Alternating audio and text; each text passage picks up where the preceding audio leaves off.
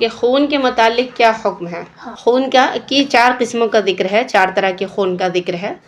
ایک نجس حیوان کا خون، نجس حیوان مطلب ناپاک حیوان کا خون، تھوڑا ہو یا زیادہ ناپاک ہوتا ہے.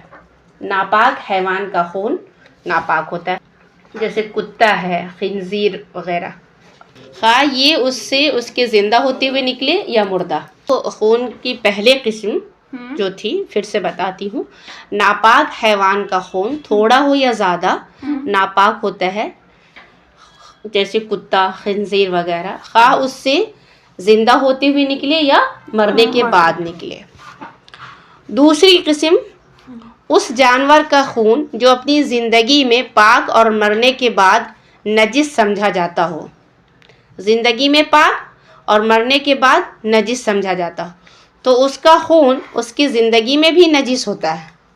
اس جانور کا خون جو اپنی زندگی میں پاک اور مرنے کے بعد ناپاک سمجھا جاتا ہو تو اس کا خون اس کی زندگی میں بھی ناپاک ہوتا ہے. تھوڑا ہو تو معاف کر دیا گیا ہے. ایسا جانور ہے جو زندہ ہو تو حلال ہے، جیسے بکری ہے، زندہ ہے تو حلال ہے، لیکن اگر وہ اپنی موت مرا ہو، طبعی موت مرا ہو تو وہ ناپاک ہو جاتا ہے. مردہ ناپاک ہے نا، مردہ جانور کھانا ہمارے لیے جائز نہیں ہے. تو اب وہ زندگی میں بھی اس کا خون ناپاک ہوگا، لیکن اگر تھوڑا بہت جیسے لگ گیا ہے تو وہ پاک ہے. جیسے آپ ذبح کر رہے ہو، اس کو تھوڑا سا اگر لگ گیا تو اس سے دقت نہیں ہے. تو فش مردہ کیوں کھاتے ہیں پھر؟ اس لیے کہ مرے ہوئے فش کی اجازت آئی ہے. اسلام میں 2 مردار جو ہے نا، جانور کو منع ہے، لیکن 2 مردار اسلام میں، اور 2 خون بھی حلال ہے. کلیجی حلال ہے، تلی حلال ہے، وہ تو خون ہی ہوتا ہے نا جمع، وہ حلال ہے. سمک اور کیا ہے، ٹڈی اور سمک. سمجھ میں آیا؟ سمک کوئی جانور ہے؟ مچھلی، فش. اچھا میم، کوئی انسان آکٹوپس کھا رہا ہے، اگر ہم اس کے ساتھ کھانا کھا رہے ہیں تو یہاں ہے ایسے جنجاتی ہیں، پائی ہیں کہیں ہیں. ہاں، جو کھاتے ہیں آکٹوپس. کہاں سے ملتا ہے ہم کو؟ بس مل جاتا ہے مل جاتا ہے، ان کی مارکیٹ الگ ہے. اچھا.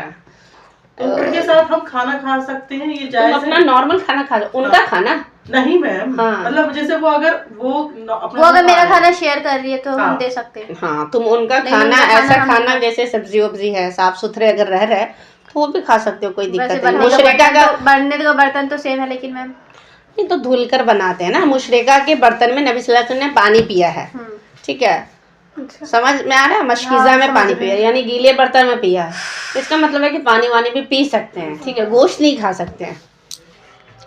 اس جانور کا خون جو اپنی زندگی میں پاک اور مرنے کے بعد ناپاک سمجھا جاتا ہے تو اس کا خون اس کی زندگی میں بھی ناپاک ہوتا ہے، لیکن تھوڑی ہو تو معاف کیا گیا ہے.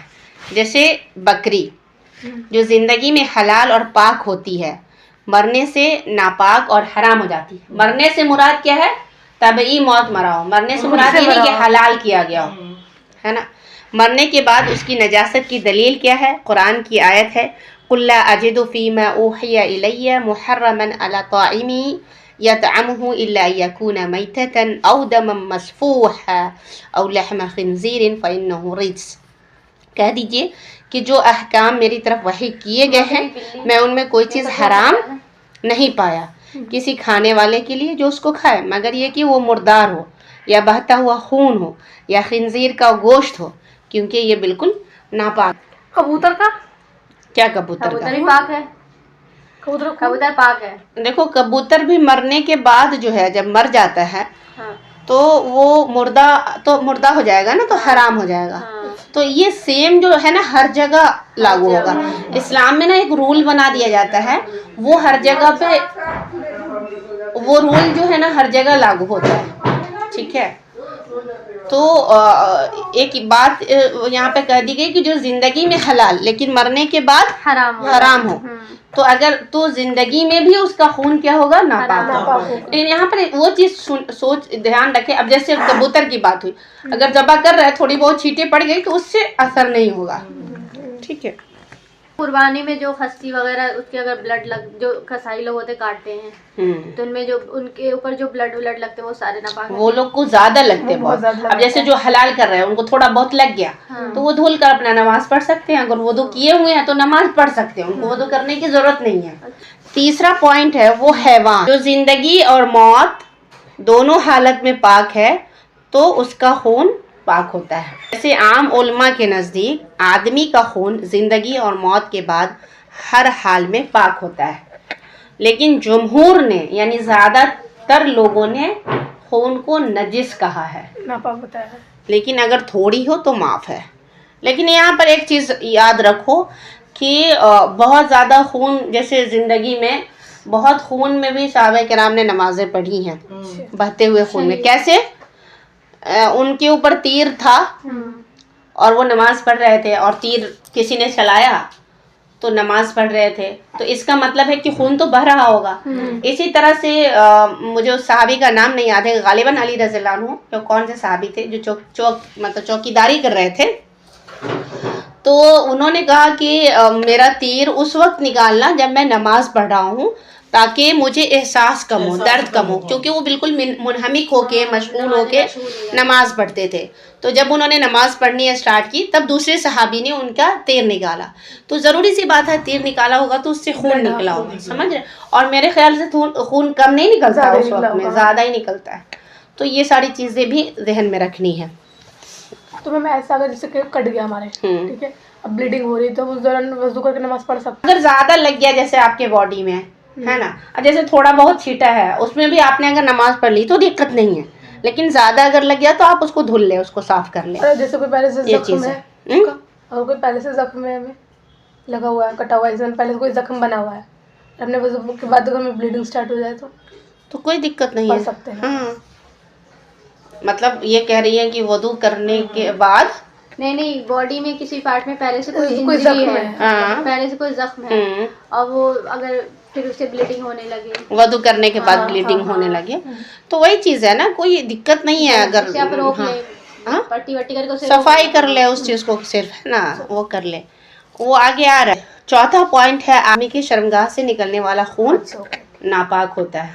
یہ معمولی سا بھی معاف نہیں ہے, یعنی ایک قطرہ بھی معاف نہیں ہے. اسی چیز کو سمجھو, یہ ناپاک ہوتا ہے. ہاں, جیسے زخم وغیرہ ہے تو اگر تھوڑا بہت ہے تو کوئی دقت نہیں ہے, سمجھ, لیکن یہ جو ہے ذرا سا بھی معاف نہیں ہے. بٹ میم اس میں تو معاف ہے نا جو آپ نے بتایا تھا اس سے پہلے والا, بیماری والے میں کسی وجہ سے, وہ بھی استحاضہ میں, ہاں استحاضہ جو بیماری کی حالت میں ہے وہ معاف ہے. ہاں, وہ بھی آگے آ رہا ہے پھر سے, کیونکہ جب خواتین نے نبی صلی اللہ علیہ وسلم نے خون حیض کے متعلق دریافت کیا جو کپڑے کو لگ جاتا ہے تو آپ نے اس کے دھونے کا حکم دیا, اور اس میں کوئی تفصیل نہیں ہے کہ تھوڑا ہو زیادہ ہو, مطلب تھوڑا بھی ناپاک ہے, اگر ذرا بھی لگ جاتا ہے کہیں پہ تو وہ ناپاک ہے, اس کو دھلنا پڑے گا.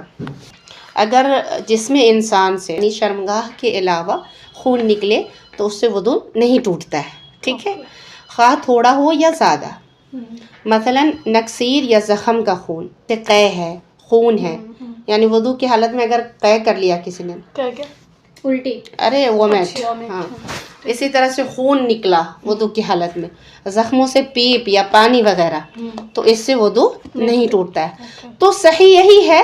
دیکھو ہم نے دو طرح کا پڑھا, یہاں پہ ہم نے پڑھا کہ بعض علماء نے نجس کہا ہے خون کو, یعنی انسان کا خون کو, لیکن اس میں راجے کیا ہے, آگے کیا ہم نے پڑھا کہ اگر خون بھی نکلتا ہے تو زیادہ خون بھی نکلتا ہے تو ناپاک نہیں ہے. اور ہم نے صحابی کی مثال بھی پڑھی کہ انہوں نے نماز کی حالت میں تیر لگی ہوئی, ان کے اوپر تیر بھی آئی تو وہ پڑھ رہے تھے, اور بلکہ صحابی نے تیر نکلوایا نماز کی حالت میں, تو ضروری سی بات ہے وہ تھوڑا خون نہیں تھا. اگر کسی حلال جانور کے ذبح کیے جانے کے بعد اس کے جسم سے خون نکلے تو وہ پاک ہوتا ہے, خواہ اس کی سرخی ظاہر بھی ہو.